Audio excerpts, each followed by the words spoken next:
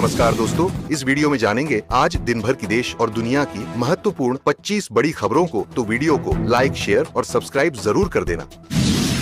केरल की एक अदालत ने नाबालिग सौतेली बेटी से कई वर्षों तक बार बार दुष्कर्म करने वाले पिता को दोषी ठहराते हुए उसे 141 साल की कुल अवधि की सजा सुनाई है। अदालत के आदेश के अनुसार दोषी को कुल 40 वर्ष जेल की सजा काटनी होगी, क्योंकि यह उसे सुनाई गई सबसे अधिक अवधि की सजा है। अदालत ने दोषी पर लगभग 8 लाख रुपए का जुर्माना भी लगाया और पीड़िता को मुआवजा दिए जाने का भी आदेश दिया। मामले से जुड़े एक पुलिस अधिकारी ने बताया कि दोषी और पीड़िता तमिलनाडु के मूल निवासी हैं। उन्होंने बताया कि सौतेला पिता 2017 से पीड़िता का यौन शोषण कर रहा था। अधिकारी ने बताया कि पीड़िता ने एक दोस्त के सुझाव पर आखिरकार अपनी मां को सारी बात बताई, जिसने पुलिस में शिकायत की।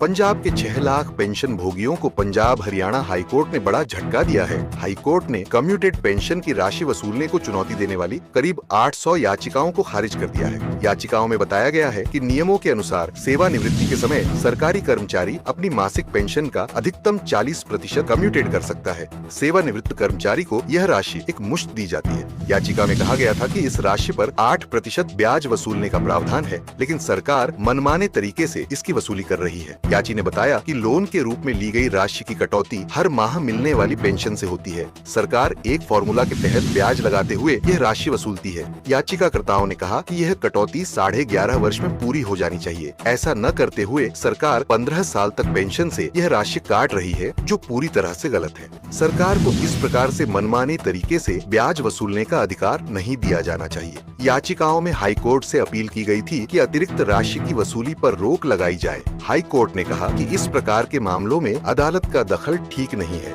इस मामले में याचिकाकर्ता ऐसा साबित करने में नाकाम रहे हैं कि उनके साथ कोई अन्याय हुआ है। इन टिप्पणियों के साथ ही हाईकोर्ट ने याचिकाएं खारिज कर दी।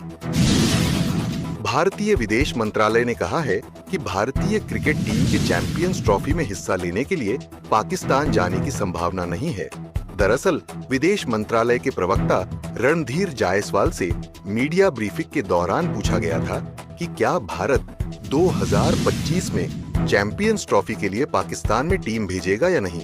इस पर रणधीर जायसवाल ने कहा कि बीसीसीआई इसे लेकर एक बयान जारी कर चुका है, जिसमें उन्होंने कहा है कि पाकिस्तान में उनको सुरक्षा संबंधी चिंताएं हैं, इसीलिए ऐसा नहीं लगता है कि टीम वहां जाएगी। गौरतलब है कि चैंपियंस ट्रॉफी 2025 का आयोजन पाकिस्तान में हो रहा है और कई सारी मीडिया खबरों में ऐसा कहा गया है कि बीसीसीआई ने आईसीसी को लिखित में सूचित कर दिया है कि भारतीय टीम पाकिस्तान नहीं जाएगी। बता दें कि भारतीय टीम ने साल 2008 के बाद से ही पाकिस्तान की जमीन पर कोई भी मैच नहीं खेला है। बांग्लादेश के चटगांव में वकील की हत्या के मामले में पुलिस ने 9 लोगों को गिरफ्तार किया है और आरोपियों से पूछताछ की जा रही है। वहीं वकील के पिता की शिकायत पर 46 लोगों के खिलाफ मुकदमा दर्ज किया गया था। बताया जाता है कि गिरफ्तार किए गए लोगों में से अधिकतर अल्पसंख्यक हिंदू समुदाय के सफाई कर्मचारी थे। दरअसल बांग्लादेश में इस्कॉन के नेता चिन्मय कृष्णदास की गिरफ्तारी के विरोध में जगह जगह प्रदर्शन हुए थे। इस दौरान मंगलवार को चटगांव में चिन्मय कृष्णदास के समर्थकों और सुरक्षा कर्मियों के बीच झड़प के दौरान सहायक लोक अभियोजक और चटगांव बार एसोसिएशन के सदस्य अधिवक्ता सैफुल इस्लाम आरिफ की हत्या कर दी गई थी। वकील की हत्या के बाद देश भर में आक्रोश फैल गया और वकील और राजनीतिक दल सड़कों पर उतर आए। उन्होंने वकील इस्लाम के हत्यारों के खिलाफ कड़ी दंडात्मक कार्रवाई की मांग की, जबकि कुछ ने कहा कि इस्कॉन बांग्लादेश पर प्रतिबंध लगाया जाए। अमेरिका की कई यूनिवर्सिटी ने अपने इंटरनेशनल स्टूडेंट्स और स्टाफ को डोनाल्ड ट्रंप के शपथ ग्रहण समारोह से पहले यूएस से लौटने की अपील की है। अमेरिका में राष्ट्रपति का कार्यकाल 20 जनवरी 2025 से शुरू होगा। इसका मतलब है कि अमेरिकी राष्ट्रपति डोनाल्ड ट्रंप उसी समय शपथ ग्रहण करेंगे। माना जा रहा है कि अमेरिका के राष्ट्रपति डोनाल्ड ट्रंप विदेशियों के लिए नई ट्रैवल एडवाइजरी जारी कर सकते हैं। अमेरिकी यूनिवर्सिटी की इस अपील के बाद से आशंका जताई जा रही है कि ट्रंप प्रशासन यात्रा संबंधी कुछ प्रतिबंध लगा सकता है। अमेरिका के नवनिर्वाचित राष्ट्रपति डोनाल्ड ट्रंप ने घोषणा की है कि वह अमेरिका के 47वें राष्ट्रपति के रूप में शपथ लेने के पहले ही दिन अर्थव्यवस्था और इमिग्रेशन के मुद्दों पर कई कार्यकारी आदेशों पर हस्ताक्षर करेंगे। इसीलिए अमेरिकी यूनिवर्सिटी चाहती है कि विदेशी स्टूडेंट्स इससे पहले ही कैंपस लौट आएं। लेबनान में ईरान समर्थित हिजबुल्लाह के प्रमुख नईम कासिम ने इजराइल के साथ हुए युद्ध विराम के बारे में पहली बार सार्वजनिक वक्तव्य दिया है। उन्होंने इस समझौते को हिजबुल्लाह की महान जीत बताया और लेबनान के लोगों के धैर्य की तारीफ की। दोस्तों, बीते मंगलवार को इजराइल और हिजबुल्लाह के बीच युद्ध विराम पर समझौता हुआ था, जो बुधवार से लागू हुआ। हालांकि दोनों ओर से युद्ध विराम उल्लंघन के आरोप लगाए जा रहे हैं। यह समझौता अमेरिका और फ्रांस की मध्यस्थता में हुआ।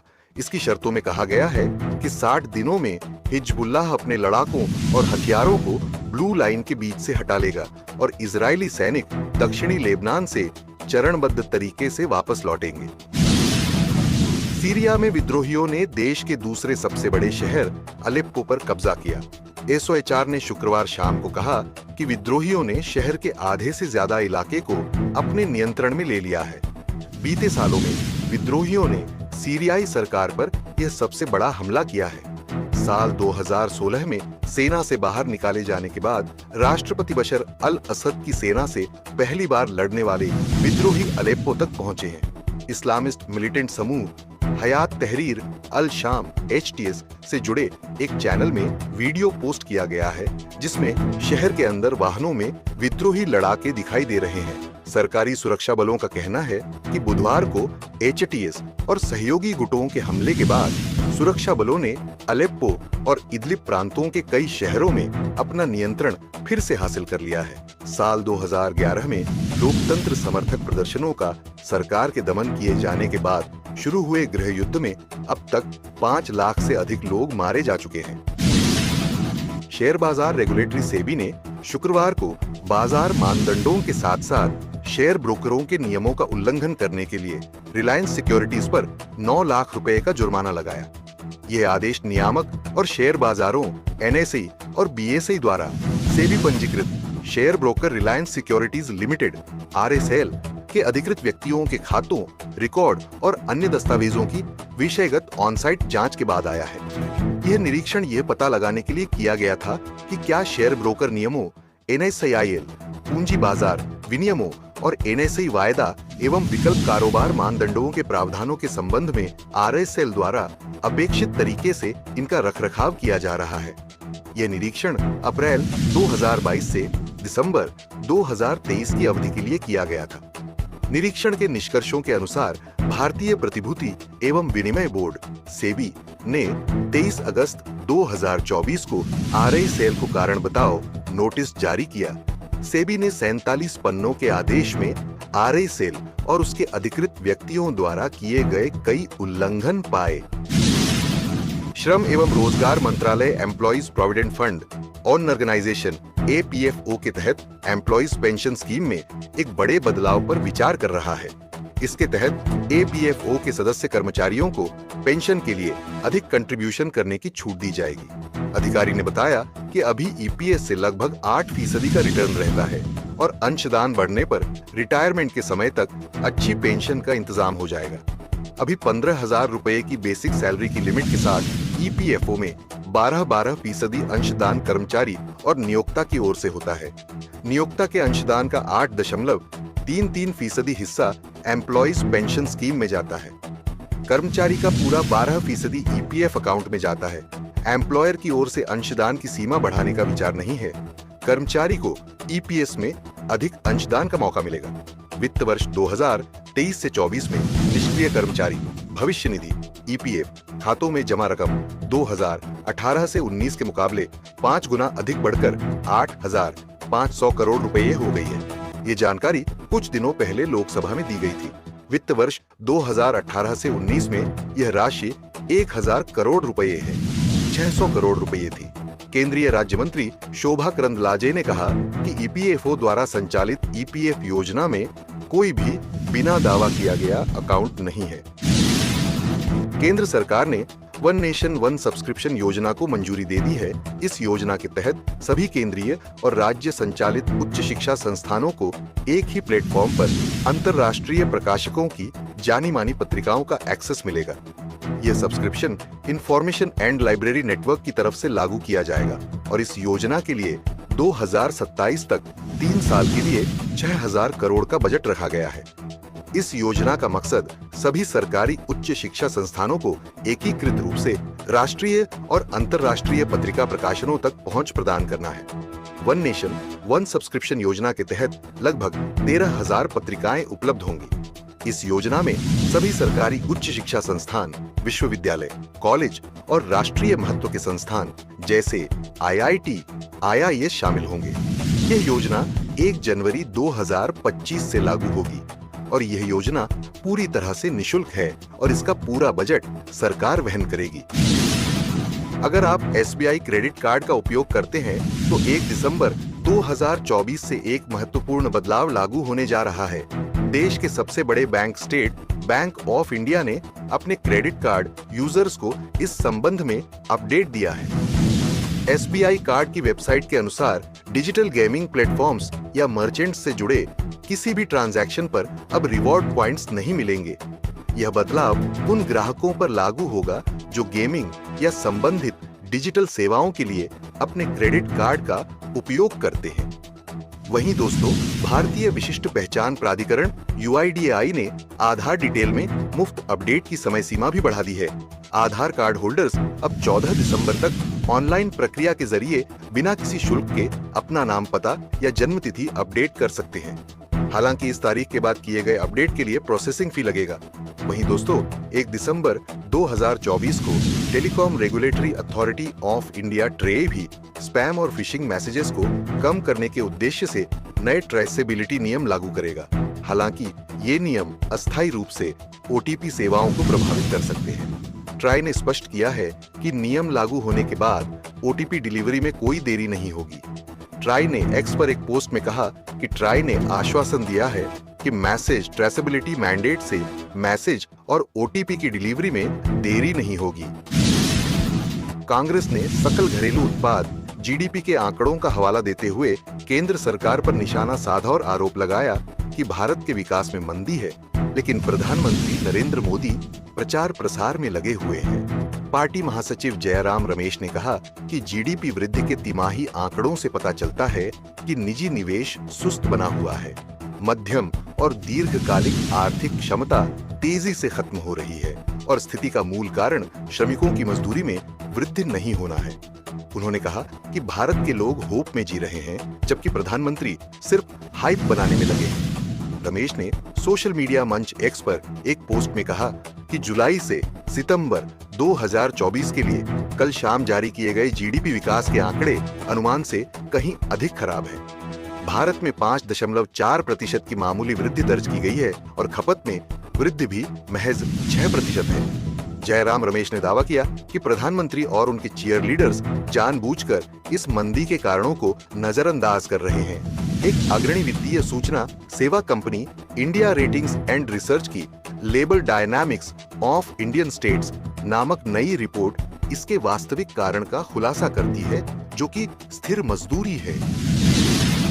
छत्तीसगढ़ सिविल सोसाइटी ने कांग्रेस नेता नवजोत सिंह सिद्धू और उनकी पत्नी को लीगल नोटिस जारी किया है। ये नोटिस नवजोत सिंह सिद्धू के उस दावे के खिलाफ भेजा गया है जिसमें उन्होंने कैंसर के इलाज को लेकर घरेलू नुस्खों का जिक्र किया था। इस नोटिस में कहा गया है कि 7 दिनों के भीतर इलाज के डॉक्यूमेंट पेश करें और माफी मांगे, अन्यथा $1 अरब यानी 850 करोड़ रुपए का क्षतिपूर्ति दावा किया जाएगा। छत्तीसगढ़ के सिविल सोसाइटी के संयोजक डॉक्टर कुलदीप सोलंकी का कहना है, नवजोत सिंह सिद्धू देश की जनता को गुमराह कर रहे हैं। 4 स्टेज पर कैंसर आयुर्वेद पद्धति से ठीक हो सकता है, यह सरासर गलत है और उनको देश की जनता से माफी मांगना चाहिए। नवजोत सिंह सिद्धू की ओर से दी गई गलत जानकारी से देश की कई जिंदगियां खतरे में हो सकती हैं। पंजाब कांग्रेस के नेता और पूर्व क्रिकेटर नवजोत सिंह सिद्धू ने हाल में कैंसर के इलाज को लेकर बयान दिया था। उनका ये बयान सोशल मीडिया पर तेजी से वायरल भी हुआ था। सिद्धू ने अपने बयान में दावा किया था कि हल्दी नियम और नींबू के नियमित सेवन यानी घरेलू डाइट से उनकी पत्नी नवजोत कौर के 4th स्टेज का कैंसर 40 दिन में ठीक हो गया। एक्ट्रेस शिल्पा शेट्टी और उनके पति राज कुंद्रा के मुंबई स्थित बंगले और ऑफिस में प्रवर्तन निदेशालय ईडी ने शुक्रवार को छापेमारी की। इसके अलावा ईडी ने महाराष्ट्र और उत्तर प्रदेश के 15 जगहों पर छापेमारी की। इस छापेमारी में ईडी अधिकारियों डिजिटल और इलेक्ट्रॉनिक डिवाइस को सीज किया। जानकारी के मुताबिक ये छापेमारी उनके खिलाफ पोर्नोग्राफी नेटवर्क मामले से जुड़ी मनी लॉन्ड्रिंग जांच के सिलसिले में की गई। ईडी के छापे के बाद पहली बार इस मामले पर चुप्पी तोड़ी। राज कुंद्रा ने इंस्टाग्राम स्टोरी में एक लंबा चौड़ा नोट शेयर कर लोगों से कहा कि वो इस मामले में उनकी पत्नी शिल्पा शेट्टी को ना घसीटे। छापे के दौरान पुलिस ने मुंबई और उत्तर प्रदेश के कुछ शहरों में लगभग 15 लोकेशंस की तलाशी ली। बंगाल की खाड़ी में पैदा हुए चक्रवाती तूफान फेंगल के तमिलनाडु और पुडुचेरी के तट पर आज टकराने की आशंका है। तमिलनाडु के कई हिस्सों में तेज बारिश हो रही है और राज्य के महाबलीपुरम तट पर समंदर में ऊंची लहरें देखने को मिली। राज्य सरकार ने स्कूल कॉलेजों में छुट्टी की घोषणा करते हुए मछुआरों को समुद्र में न जाने की चेतावनी दी है। भारतीय मौसम विज्ञान विभाग IMD के मुताबिक यह तूफान पश्चिम और उत्तर पश्चिम की ओर बढ़ेगा। शुक्रवार को भारतीय मौसम विभाग ने एक रिपोर्ट जारी करते हुए दक्षिणी पश्चिमी बंगाल की खाड़ी में 70 किलोमीटर प्रति घंटे की रफ्तार से हवाएं चलने की बात कही थी। जल भराव की स्थिति से निपटने और राहत तथा बचाव कार्य के लिए तमिलनाडु सरकार ने चेन्नई समेत 8 जिलों में लगभग 800 नावों, पानी निकासी के लिए पंप आदि तैयार रखने के निर्देश दिए हैं। आतंकवाद की कमर तोड़ने के लिए जम्मू कश्मीर पुलिस एक बार फिर एक्शन मोड में है। पुलिस ने 3 वर्ष पहले अपनाई रणनीति को दोबारा अमल में लाते हुए आतंकियों को मिलने वाली मदद का नेटवर्क ध्वस्त करने के लिए अभियान शुरू किया है। 150 से ज्यादा आतंकी मददगारों की पहचान की है और जम्मू संभाग में 5 दिन में 200 ठिकाने खंगाले गए हैं और आतंकी मददगारों की संपत्तियों को जब्त किया है। आतंकियों को रसद, गोला बारूद, हथियार पहुंचाने वालों की पहचान कर धरपकड़ के लिए अभियान चलाया जा रहा है। बता दें कि जम्मू के राजौरी, पुंछ, किश्तवाड़, डोडा, कठुआ, रियासी, सांबा में पुलिस की तरफ से आतंकियों और इनके सहयोगियों की संपत्तियां कुर्क की गई हैं। इनके ठिकानों को खंगाला गया है। ADGP जम्मू आनंद जैन का कहना है कि एक विशेष रणनीति के तहत कार्रवाई की गई है और यह अभियान आगे भी जारी रहेगा। जम्मू कश्मीर में गुरुवार को भूकंप के झटके महसूस किए गए और रिक्टर पैमाने पर भूकंप की तीव्रता 5.8 आंकी गई।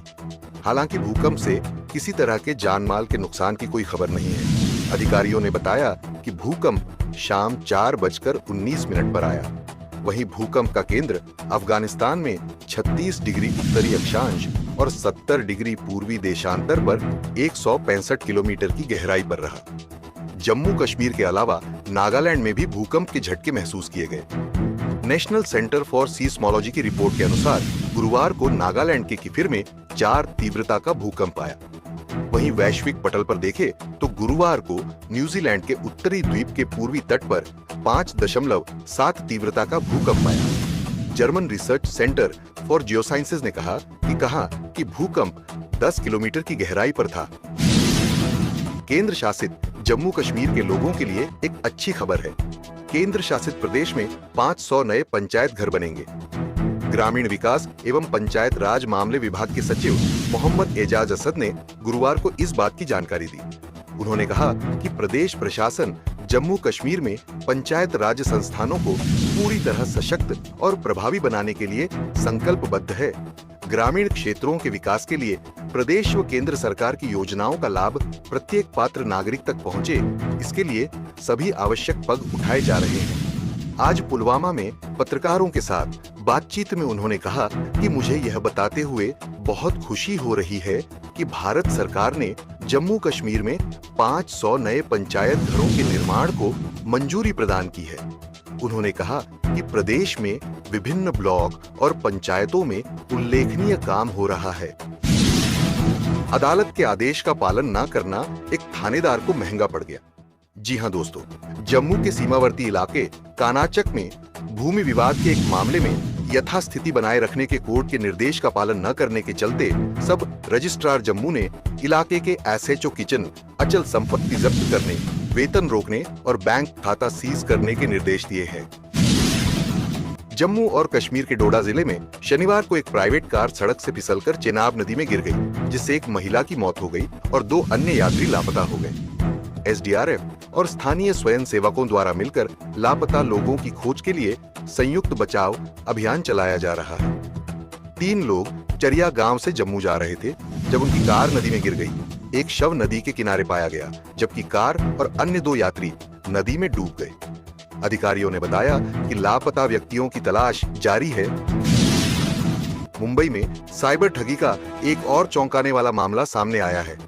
एक 26 वर्षीय महिला जो बोरीवली ईस्ट में रहती है और एक फार्मा कंपनी में काम करती है, उससे साइबर अपराधियों ने पहले वीडियो कॉल पर कपड़े उतरवाए और फिर लगभग 2 लाख की ठगी कर ली।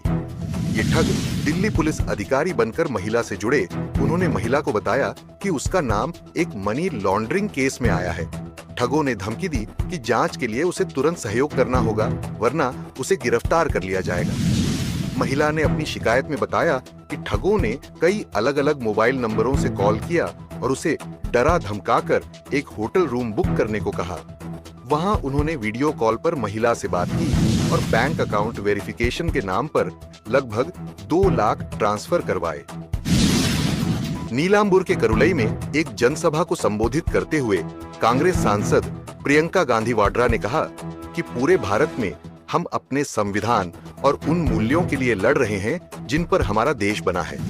हम बीजेपी के खिलाफ लड़ रहे हैं, जिसके पास कोई नियम नहीं है, लोकतंत्र और संविधान के लिए कोई सम्मान नहीं है। हम उनसे संसद में हमारे साथ कुछ मुद्दों पर चर्चा करने के लिए कह रहे हैं। संसद पिछले 1 हफ्ते से काम नहीं कर रही है क्योंकि वे कुछ मुद्दों पर चर्चा करने से भी डरते हैं।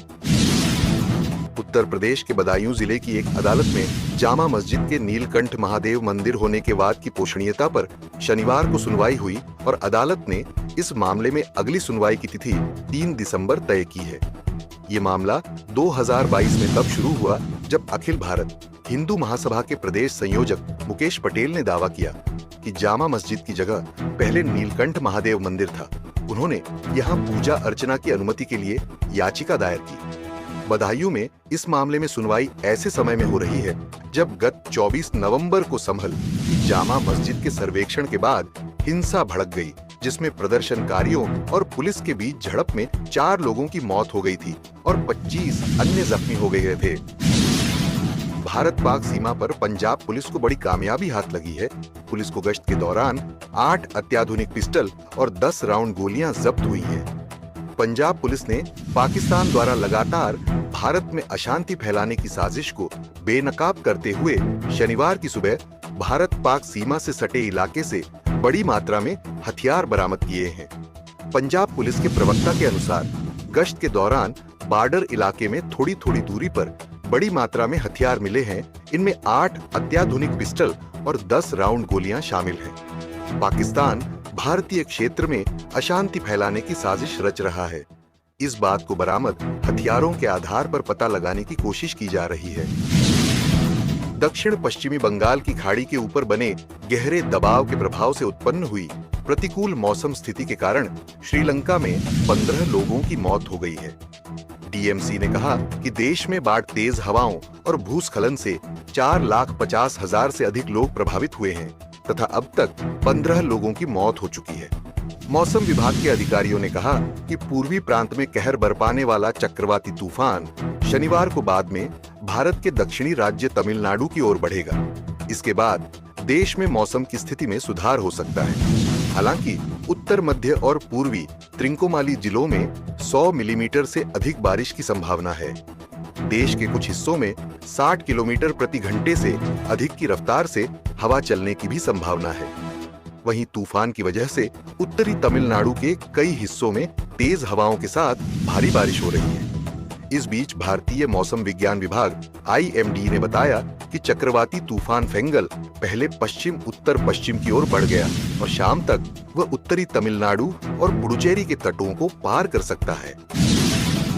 दोस्तों, यही थी आज दिन भर की कुछ महत्वपूर्ण बड़ी खबरें। डेली की ताजा खबरों को सबसे पहले देखने के लिए सब्सक्राइब जरूर